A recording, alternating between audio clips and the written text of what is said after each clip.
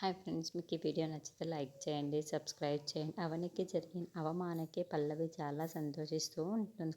అక్కడికి అవని వస్తూ ఉంటుంది. ఇదంతా చేయించింది నువ్వే కదా అంటుంది. ఆ మాటలు వినగానే అక్కడున్న పల్లవి, అవును ఇదంతా చేయించింది నేనే.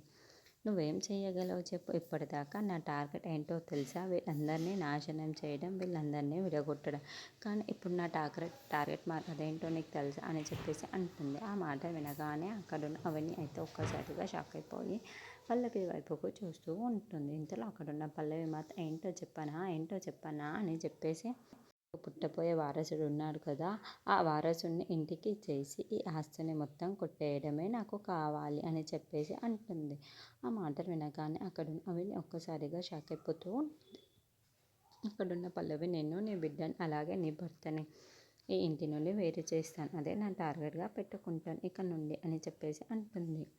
ఇంతలో అక్కడున్న అవని మాత్రం అలా పల్లవిని చూస్తూ ఉండిపోతుంది. అక్కడున్న పల్లవి మాత్రం, అవును నేను చేయవలసింది ఇదే. నాకు పుట్టబోయే బిడ్డ ఈ ఇంటికి వారసుడు అవుతాడు, మగ బిడ్డే పుడతాడు, నాకు ఈ ఇంటికి వారసుడు అవుతాడు, ఈ ఆస్తి మొత్తం నాకే దక్కుతుంది. ఇప్పుడే మిమ్మల్ని ఏం చేస్తానో తెలుసా? ఈ ఇంట్లో నుండి గెంటేయడం మాత్రం ఖాయం అని చెప్పేసి అంటుంది. ఇంతలో అక్కడున్న అవని మాత్రం, నువ్వు ఇవన్నీ అనుకుంటున్నావు కానీ ఇవన్నీ జరిగే పనులు కావు, ఎట్టి పరిస్థితుల్లోనూ ఇవేమీ జరగవు అని చెప్పేసి అంటుంది.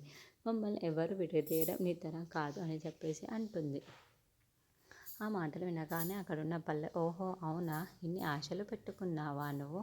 సరే అయితే ఛాలెంజ్ చేద్దామా? ఛాలెంజ్, నీకు నాకు మధ్య ఈ రోజు నుండి ఛాలెంజ్, ఇక నుండి నేను ఆడించే ఆట చూద్దు అని అంటుంది.